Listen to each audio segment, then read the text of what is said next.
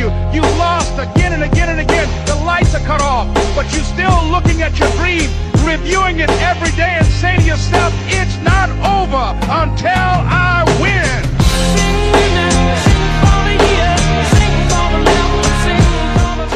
Hello guys, welcome back to our channel. So இன்னைக்கான வீடியோல நம்ம எதை பத்தி பார்க்க போறோம் அப்படினா மாடலிங் டூல்ஸ்ல நமக்கு இன்னும் ரெண்டு டூல்ஸ் அவைலபிளா இருக்கு இல்லையா. சோ இது என்ன அப்படின்றத பாத்துருவோம்.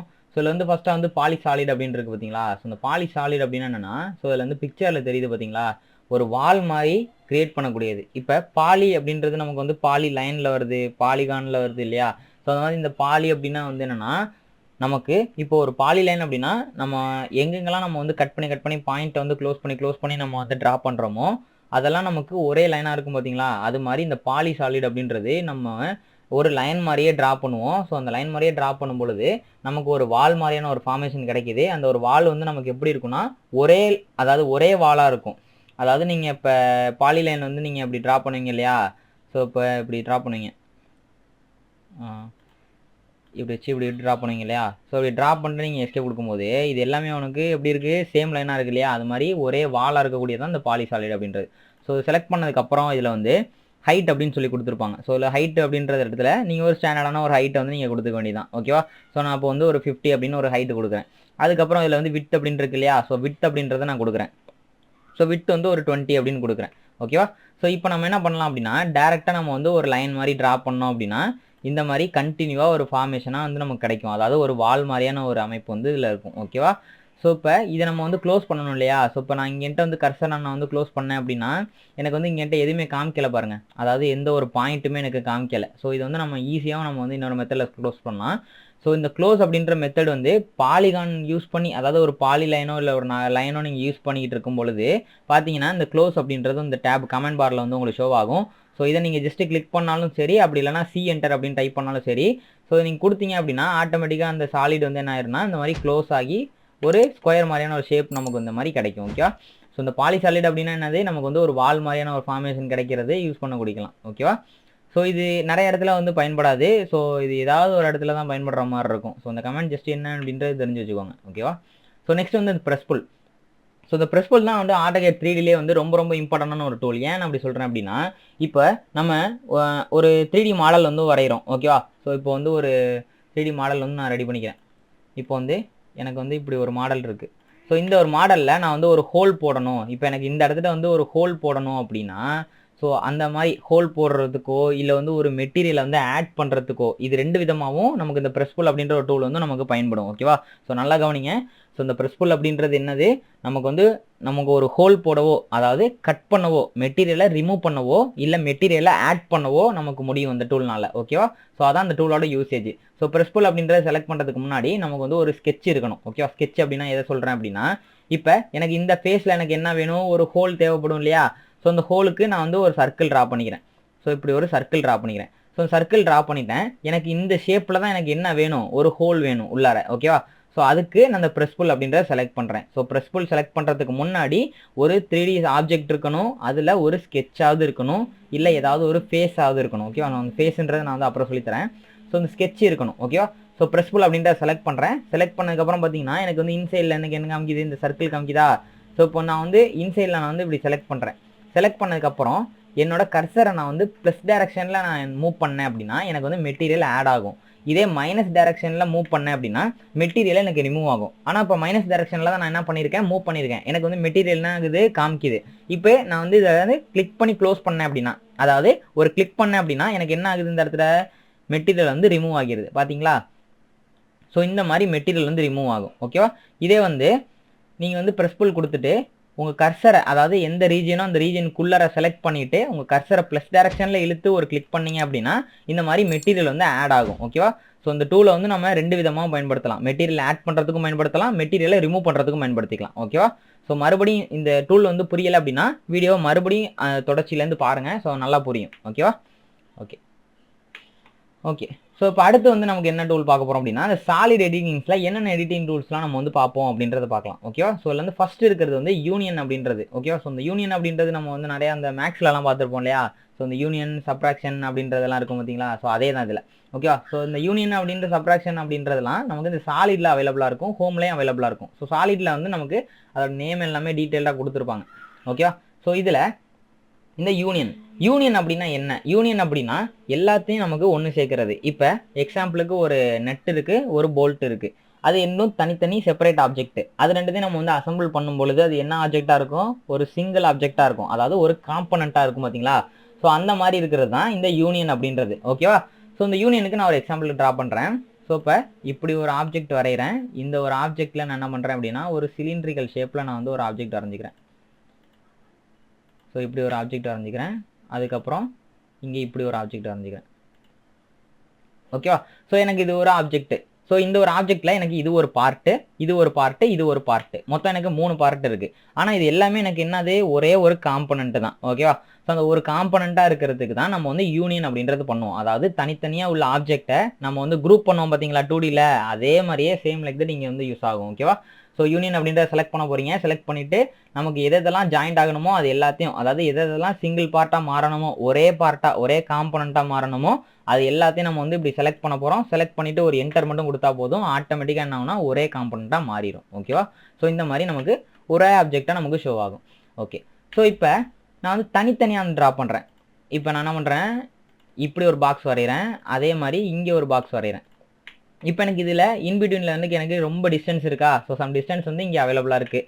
ஸோ இதுக்கு தாண்டி இதுவும் எனக்கு ஒரே ஆப்ஜெக்ட் தான் அப்படின்ற பட்சத்தில் நம்ம என்ன பண்ணலாம் அப்படின்னா சேம் அதே யூனியனை நம்ம வந்து பயன்படுத்தலாம். ஓகேவா? ஸோ ரெண்டுமே தனித்தனி ஆப்ஜெக்டாக இருந்தாலும் அதை சிங்கிள் ஆப்ஜெக்டாக மாற்றுறதுக்கு நம்ம இந்த மாதிரி பண்ண முடியும். ஓகேவா? ஸோ இப்போ நமக்கு சேம் ஆப்ஜெக்டாக, அதாவது ஒரு ஆப்ஜெக்ட் மேலேயே ஒரு ஆப்ஜெக்ட்லாம் இருக்குது இல்லையா? ஸோ இந்த ஆப்ஜெக்ட் மேலே என்ன இருக்குது? சைடில் எந்த ஆப்ஜெக்ட் இருக்குது, மேலே எந்த ஆப்ஜெக்ட் இருக்குது. ஸோ இதை நம்ம வந்து யூனியன் பண்ணிட்டோம். இதே நம்ம வந்து இதை பிரிக்கணும் அப்படின்னா இந்த மாதிரி இருக்கக்கூடிய ஆப்ஜெக்டை நம்ம வந்து பிரிக்க முடியாது. இதே வந்து தனித்தனியாக இந்த மாதிரி இன்பிட்வீனில் வந்து சம் டிஸ்டன்ஸ் இருக்குது பார்த்தீங்களா? ஸோ இந்த மாதிரி டிஸ்டன்ஸ் இருக்கக்கூடியதை நம்ம என்ன பண்ண முடியும் அப்படின்னா தனித்தனியாக பிரிக்க முடியும். யூனியன் பண்ண பிறகு இப்போ எனக்கு ஒரே ஆப்ஜெக்டாக இருக்குது. இதை பிரிக்கணும் அப்படின்னா எனக்கு அதுக்கு ஒரு கமாண்ட் இருக்குது. ஓகேவா? ஸோ இதில் பார்த்தீங்க அப்படின்னா இப்போ நான் வந்து ஹோம் போய்க்கிறேன். ஹோமில் பார்த்தீங்க அப்படின்னா செப்பரேட் அப்படின்னு ஒரு டூல் இருக்குது பார்த்தீங்களா? ஸோ இந்த செப்பரேட் அப்படின்றது என்னென்னா அதாவது தனித்தனியாக நீங்கள் வந்து அதாவது ஒரு கேப் விட்டு நீங்கள் வந்து யூனியன் பண்ணியிருப்பீங்க பார்த்தீங்களா ஒரு காம்பனண்ட்டை? ஸோ யூனியன் பண்ணியிருப்பீங்க ஒரு ஆப்ஜெக்டை. அந்த ஆப்ஜெக்டை செப்பரேட் பண்ணுறது, அதாவது பிரிக்கிறது தான் இந்த செப்பரேட் அப்படின்றது. ஸோ செப்பரேட்ன்றது ஒன்றும் இல்லை. ஸோ செலக்ட் பண்ணிவிட்டு அந்த யூனியன் ஆகியிருக்க அந்த ஒரு ஆப்ஜெக்டை செலக்ட் பண்ணீங்க அப்படின்னா நமக்கு இந்த இடத்துல வந்து கமெண்ட் செக்ஷன் கேட்கும். ஸோ ஜஸ்ட் ஒரு என்டர் மட்டும் கொடுத்தீங்கன்னா போதும். ஜஸ்ட் ஒரு டபுள் என்டர் கொடுத்துட்டீங்க அப்படின்னா இது தனி ஆப்ஜெக்ட் ஆகும், இது தனி ஆப்ஜெக்டாகவும் இருக்கும். ஓகேவா? ஸோ நான் அகைன் பண்ணி காமிக்கிறேன் பாருங்க. ஸோ செப்பரேட் அப்படின்றத செலக்ட் பண்ணுறேன். அந்த ஆப்ஜெக்ட் நமக்கு யூனியன் ஆன ஆப்ஜெக்டை வந்து செலக்ட் பண்ணுறேன். ஸோ செலக்ட் பண்ணிவிட்டு டபுள் என்டர் ப்ரெஸ் பண்ணுறேன். எனக்கு என்ன ஆகுது? இந்த ஆப்ஜெக்ட்லாம் எல்லாமே எனக்கு தனித்தனி ஆப்ஜெக்டாக மாறிடுச்சு. ஓகேவா? ஓகே. ஸோ இந்த யூனியன் அப்புறம் இந்த செப்பரேட் இது ரெண்டு கமாண்டும் நம்ம இப்படி தான் யூஸ் பண்ணணும். ஓகே. ஸோ ரெண்டாவதாக நமக்கு இதில் இருக்கக்கூடியது வந்து சப்ட்ராக்ட். ஸோ சப்ட்ராக்ட் அப்படின்றது என்னென்னா ஸோ சாலிடில் நான் காமிக்கிறேன் பாருங்க. சப்ட்ராக்ட் அப்படின்னா என்னென்னா நமக்கு வந்து ஒரு ஆப்ஜெக்டை வச்சு நமக்கு தேவைப்படுற ஆப்ஜெக்டை கன்வெர்ட் பண்ணுறது, அதாவது கட் பண்ணுறது. ஓகேவா? இப்போ இந்த பிக்சரில் பார்த்தீங்க அப்படின்னா நமக்கு ஒரு ரெக்டாங்கிள் இருக்குது, அதாவது ஒரு வால் மாதிரியான ஒரு ஷேப் இருக்குது. அதில் வந்து நமக்கு ஒரு ரெக்டாங்கிள் மாதிரி க்ரீன் கலரில் என்ன பண்ணியிருக்காங்க? லென்த்தாக ட்ரா பண்ணியிருக்காங்க. அந்த லென்த்தாக ட்ரா பண்ணதில் பார்த்தீங்க அப்படின்னா நமக்கு என்ன ஆயிருக்கு? அதாவது நமக்கு வந்த அவுட்புட் எப்படி இருக்குன்னா பார்த்தீங்கன்னா ஒரு டோர் மாதிரியான ஒரு ஷேப்பு கட் ஆயிருக்கு பார்த்தீங்களா? ஸோ அதே மாதிரியே நான் ட்ரா பண்ணி காட்டுறேன் பாருங்க. இப்போ நான் வந்து ஒரு பாக்ஸ் மாதிரி வரைகிறேன். இப்போ எனக்கு இதுதான் என்னோட வால், அவங்க காமிச்சாங்க பார்த்தீங்களா? ஸோ அதே மாதிரியே ட்ரா பண்ணுறேன். இப்போ இப்படி ட்ரா பண்ணிக்கிறேன். ஸோ இப்படி ட்ரா பண்ணி எனக்கு இந்த இடத்துல தானே இது மாதிரி தானே கொடுத்துருந்தாங்க. ஸோ அதாவது இப்படி ஒரு ஆப்ஜெக்ட்ன்ற மாதிரி தானே காமிச்சிருந்தாங்க. ஸோ இது எனக்கு இப்போ கட் பண்ணணும். ஸோ இப்போ நான் என்ன பண்ணுறேன்? சப்ட்ராக்ட் கொடுக்குறேன். சப்ட்ராக்ட் கொடுத்துட்டு ஃபஸ்ட்டு என்னோட ஆப்ஜெக்டை செலக்ட் பண்ணிவிட்டு ஒரு என்டர் பண்ணிக்கிறேன். அதுக்கப்புறம் கட் பண்ணுற ஆப்ஜெக்ட் செலக்ட் பண்ணிட்டு ஒரு என்டர் கொடுத்தேன் அப்படின்னா எனக்கு அந்த ஆப்ஜெக்ட் வந்து என்ன ஆகிரும்? எனக்கு எந்த ஆப்ஜெக்ட் எனக்கு வந்து ரிமூவ் ஆகணும் அதை வச்சு கட் பண்ணணுமோ அது எனக்கு கட் ஆயிரும். ஓகேவா? ஸோ நான் அகைன் பண்ணி காட்டுறேன் பாருங்க. இப்போ இந்த முறை வேறு ஷேப் நான் வந்து ட்ரா பண்ணுறேன். ஓகே. இப்படி ஒரு சர்க்கிள் மாதிரியான ஒரு ஷேப் ட்ரா பண்ணிக்கிறேன். ஓகே. இப்படி ட்ரா பண்ணி நான் என்ன பண்ணுறேன் அப்படின்னா இப்படி மூவ் பண்ணி வச்சுட்டேன். ஓகேவா? ஸோ இந்த மாதிரி எனக்கு சப்ட்ராக்ட் ஆகணும் அப்படின்ற பட்சத்தில் சப்ட்ராக்ட் கொடுத்துட்டு நமக்கு எது ஆப்ஜெக்டோ, அதாவது பர்மனண்ட்டாக எனக்கு எது ஆப்ஜெக்ட் இருக்கணுமோ அந்த ஆப்ஜெக்டை நான் செலக்ட் பண்ணிக்கணும். செலக்ட் பண்ணிவிட்டு ஒரு என்டர் ப்ரெஸ் பண்ணிக்கணும். அதுக்கப்புறம் எனக்கு எந்த ஆப்ஜெக்ட் ஷேப்பில் எனக்கு ரிமூவ் ஆகணும், அதாவது மெட்டீரியல் ரிமூவ் ஆகணுமோ அந்த ஆப்ஜெக்டை ஒரு செலக்ட் பண்ணிவிட்டு ஒரு என்டர் பண்ணிங்கன்னா இந்த மாதிரி கட் ஆயிரும். ஓகேவா? ஸோ இந்த சப்ட்ராக்ட் அப்படின்றது இப்படி ஈஸியாக யூஸ் பண்ணிக்கலாம் நீங்கள். ஓகேவா? ஓகே. ஸோ இந்த டூல் இதோட யூசேஜ் வந்து இதுதான். ஸோ அகைன் அண்ட் அகைன் நீங்கள் வந்து இதை யூஸ் பண்ணி பார்த்தீங்க அப்படின்னா டெஃபினட்டாக புரியும். ஓகேவா? ஸோ அடுத்தது வந்து இந்த இன்டர்செக்ட் அப்படின்னா என்னன்னா, நமக்கு வந்து ரெண்டுத்துக்கும் சமமாக, அதாவது ரெண்டுத்துக்கும் பொதுவாக ஒரு ஆப்ஜெக்ட் இருக்கும் பார்த்தீங்களா? ஸோ அந்த ஷேப்பில், அதாவது ரெண்டு ஆப்ஜெக்ட்லையும் பொதுவாக ஒரு ஷேப்பு மாதிரி இருக்கும். அந்த ஒரு ஷேப்பை நம்ம கட் பண்ணுறது தான் இன்டர்செக்ட். ஸோ இதுக்கு வந்து ஈஸியான ஒரு எக்ஸாம்பிள் சொல்லித்தரேன் பாருங்க.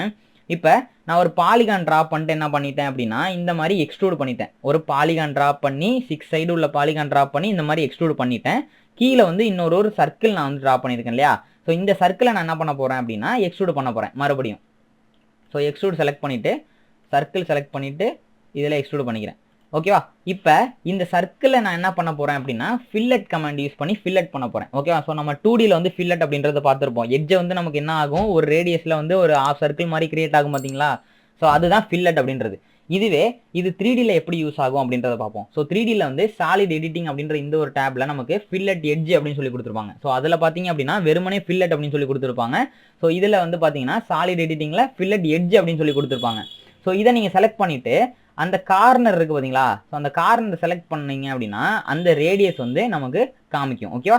ஸோ இப்போ செலக்ட் பண்ண பிறகு இந்த இடத்துல ரேடியஸ் அப்படின்னு இருக்கு பார்த்தீங்களா? ஸோ இதை செலக்ட் பண்ணிவிட்டு அதில் நீங்கள் எவ்வளோ ரேடியஸ் வேணுமோ அந்த ரேடியஸை நீங்கள் டைப் பண்ணி என்டர் பண்ணலாம். இப்போ நான் வந்து ஒரு 5 அப்படின்னு கொடுத்து நான் என்டர் பண்ணேன் அப்படின்னா எனக்கு 5 ரேடியஸ் இருக்கா? ஸோ ரேடியஸ் ரொம்பவே அதிகமாக இருக்குது. ஸோ நான் வந்து கம்மி பண்ணிக்கிறேன். ஒரு 3 அப்படின்னு கொடுத்து என்டர் பண்ணிக்கிறேன். ஓகேவா?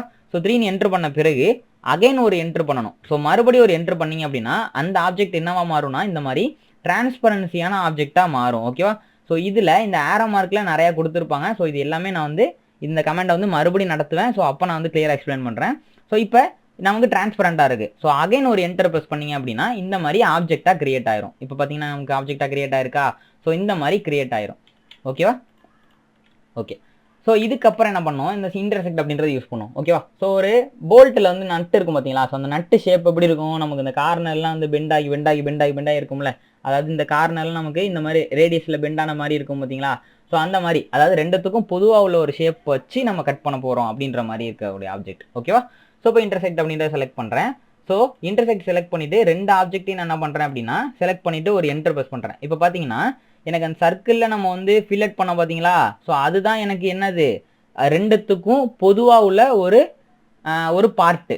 ஸோ அந்த ஒரு பார்ட்டை வச்சு நான் என்ன பண்ணுறேன் அப்படின்னா இந்த மாதிரி சுற்றிலும் என்ன பண்ணுறேன், இந்த மாதிரி கட் பண்ணுறேன். ஓகேவா? அப்போ கட் பண்ணும் பொழுது எனக்கு எப்படி ஒரு ஷேப் கிடைக்குது, ஒரு ரேடியஸ் இந்த இடத்துல வந்து ஒரு ஃபில்லட் பண்ண மாதிரி ஒரு ஷேப் கிடைக்குது. இது வந்து நார்மலாக ஃபில்லட் பண்ண முடியுமா ப்ரோ அப்படின்னு கேட்டிங்க அப்படின்னா இந்த ஃபேஸை பார்த்தீங்கன்னு வச்சுக்கலாம், இங்கேருந்து ஒரு சர்க்கிள் மாதிரி கிரியேட் ஆகிருக்கும், இங்கே ஒரு சர்க்கிள் மாதிரி, அதாவது இங்கே ஒரு ஃபில்லட் மாதிரி கிரியேட் ஆகிருக்கும், இங்கே ஒரு ஃபில்லட் மாதிரி கிரியேட் ஆகிருக்கும். ஸோ இந்த மாதிரி ஷேப்பை நீங்கள் கிரியேட் பண்ணணும் அப்படின்னா நீங்கள் வந்து அந்த இன்டர்செக்ட் அப்படின்ற ஒரு டூல் யூஸ் பண்ணால் மட்டுமே இந்த மாதிரியான ஒரு ஷேப் வந்து நீங்கள் கிரியேட் பண்ண முடியும். ஓகேவா?